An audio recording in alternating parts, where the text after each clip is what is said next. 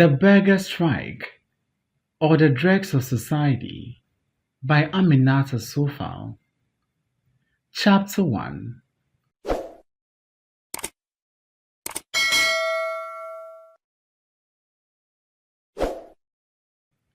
This morning, there has been another article about it in the newspaper about how the streets are congested with these beggars, these talibis, these lepers and cripples, all these derelicts. The capital must be cleared of these people, parodies of human beings rather, the dregs of society, who beset you everywhere and attack you without provocation at all times. You hope that the traffic lights will never turn red as you approach an intersection in your car, and once you have overcome the obstacle of the traffic lights, you have to get past another hurdle to reach the hospital, force your way through the bombardment to get to work in your own office, struggle to emerge from the bank, make 1,000 detours to avoid them at the markets, and finally pay a ransom to enter the house of God. Oh, these men, these parodies of human beings, as persistent as they are ubiquitous, the capital is crying to be cleared of them. If Kibadabo had had any doubts about this before, he is now quite convinced, as once again he has found himself in a completely inadmissible situation. On Friday, he had the misfortune to be in the Lebanese merchant shop. Now, everyone knows that on Fridays, the streets are clogged up with beggars. Just as the young man was coming out of the shop, a beggar was feeling his way in and hit him with a stick. The young man swore at the beggar. The latter came back to him with some choice obscenities. To everyone's stupefaction, how dare you use such language to me? Oh, just because we are beggars, people think we are dogs. We are beginning to get fed up with the way we are treated. This just beats everyone, and it clearly beats Kibadabo, when it is in fact his job to free the streets of this conglomeration of humanity. Kibadabo is assistant to Mo Ndiaye, the director of the Department of Public Health and Hygiene. Mo Ndiaye had been absolutely categorical when he called his assistant into his office last week. In his right hand, he held a memorandum from the minister reiterating the order for the public highways to be cleaned up. With his left hand, he motioned to Kiba to take a seat in front of him. Kiba, the situation is getting more and more worrying. These beggars, they're making life a bit difficult for us. Really, didn't I tell you to do something about them? Yes, sir. I carried out your instruction. I must say, I can't understand it myself. I don't know how they manage to get back on the street. We organize raid every week.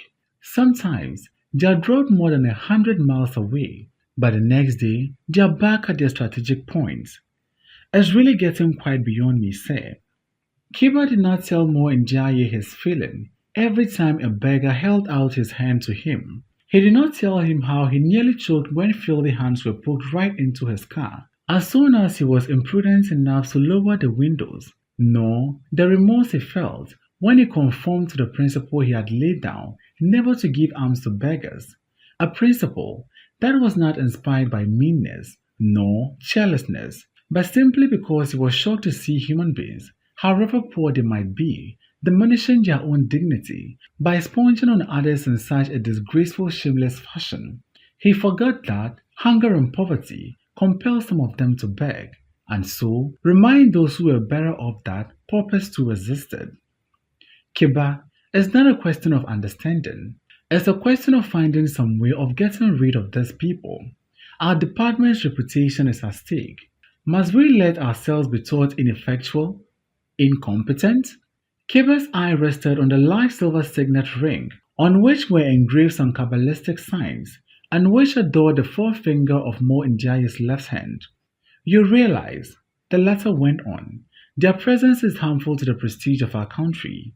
They are a running sore which should be kept hidden, at any rate, in the capital.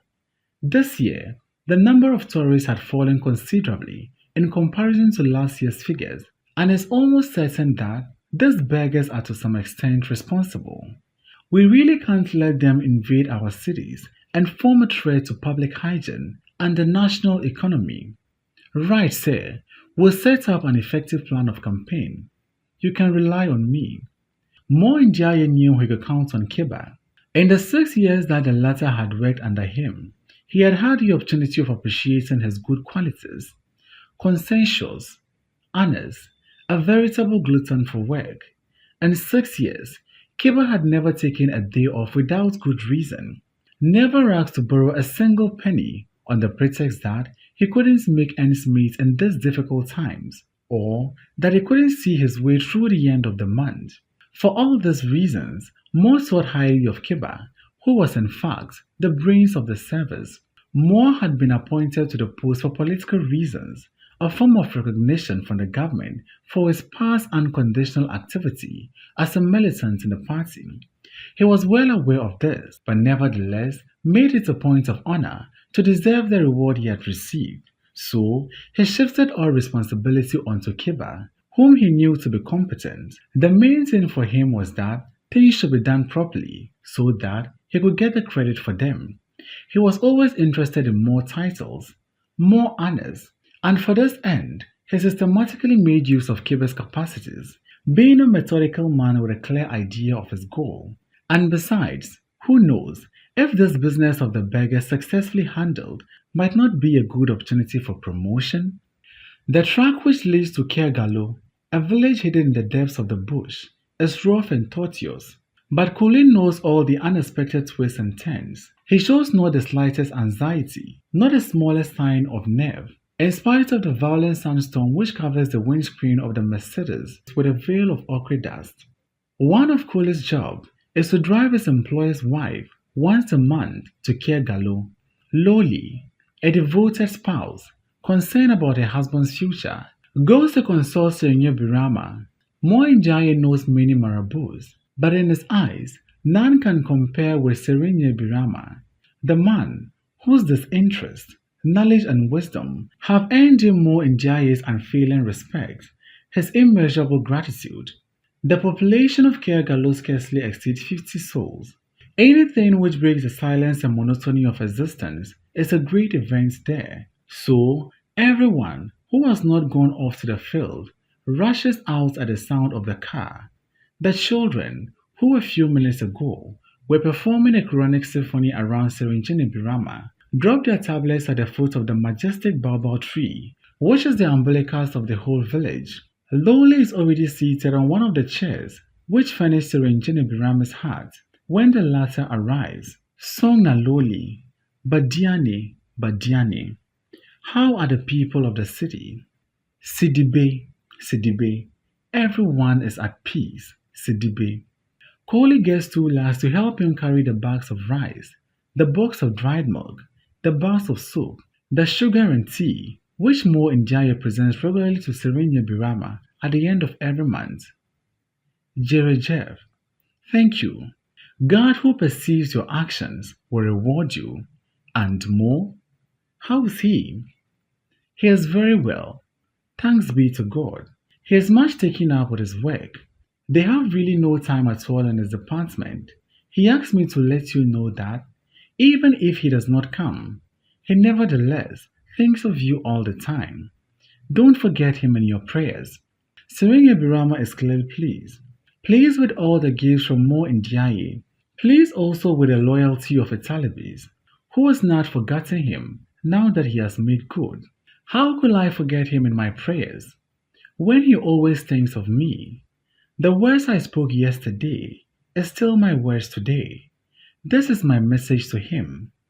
Let him have no fear. Isha Allah, he can only go forward. He is made to be a leader. It is written in the stars. Isha Allah, he will be one of the small number of men who will hold the destiny of the country in their hands. Here, take hold of one of the beads of his rosary. Serenia Birama takes a bead from Loli's 2 fingers, spatters it with saliva, mutters inaudible words, telling the beads of the rosary over and over again as he does so. Finally, with a confident air, he places the rosary down on the sheepskin, which thus offers as a prayer rag, and says to Loli, "It is quite clear. What I see is very clear. A star which shines. which shines, prosperity, happiness. Mo could have a very great surprise. Tell him to sacrifice a ram. All will be well. Inshallah.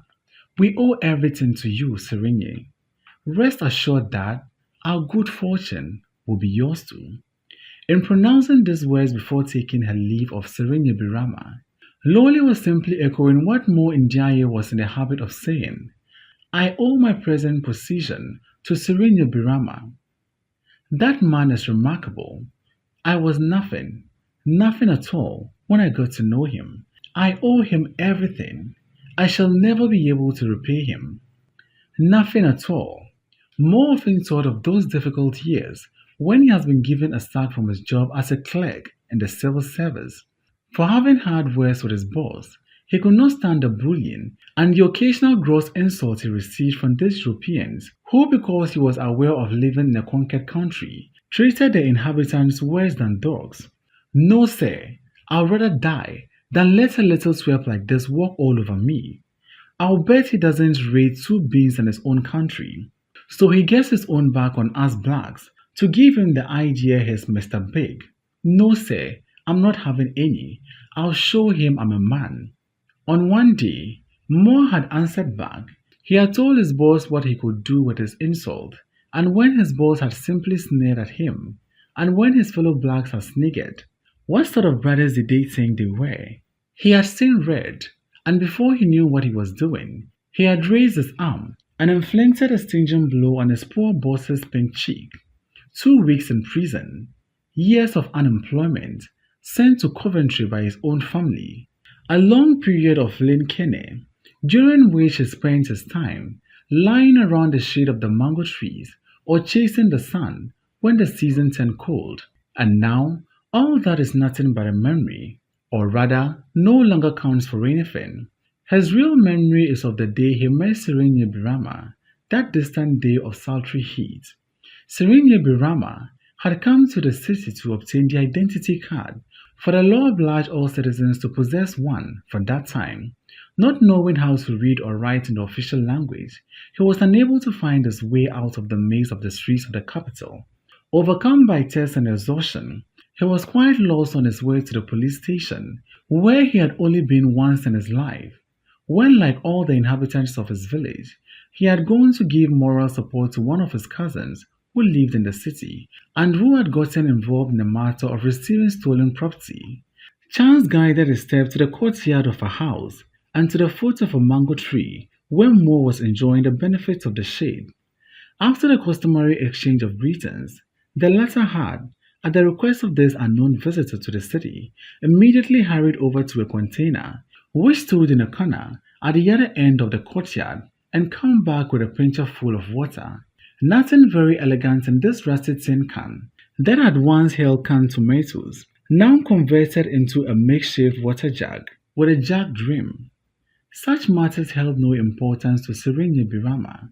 As he put his parched lips on the refreshing liquid, he felt the ineffable sweetness of existence flow once more through his veins. He thanked Mo Ndiaye from the bottom of his heart, and then Mo Ndiaye accompanied him to the police station to stretch his legs a bit and exchange a few friendly words with a companion who did not make him feel ashamed of being out of work. What is your name? Mo Ndiaye. Mo studied Serene Birama as the latter walked beside him with his eyes on the ground. Tall, spare, light-skinned, wearing a straw of hat and a white, loose-sleeved kaftan, under which an indigo-dyed turkey could be glimpsed. From him there emanated an air of purity, of sanctity even, which made him seem older than his 30 years. For this is not normally perceived in men before they have unrolled a long reel of existence devoted to prayer and charitable deeds. Such men, with the inner strength that they derive from their moral plenitude, seem to belong to another world. This air of gravity inspired awe rather than fear. The gaze in those sharp little eyes was almost hypnotic. Those close-cut fingernails at the end of the bony hands had taken on the appearance of a delicate whitish film from having been kept from the slightest contact with any impurity. In a word, The whole of this month's been aroused in Mo's mind a host of questions that he suppressed only out of decency and discretion. Where could this man have come from? Who was he? What is he thinking about? It's extraordinary. The city. You spend your time running. Your life is spent going from one complication to another. This is certain, replied Mo Ndiaye. Things get more and more difficult. Everybody is running, running. People have no time to stop a moment and help villagers find their way about. Cheyala, goodness me, next to God, you have given me most valuable assistance. I will have died of thirst. May God, who knows what you most desire, grant all your wishes. You will come to Kergalo one day if you're able. The first man you ask, where Serene Barima CBD lives, will bring you right to my house. Since that day, 20 years have passed. Never has Mo had reason to doubt Serene Barima CDB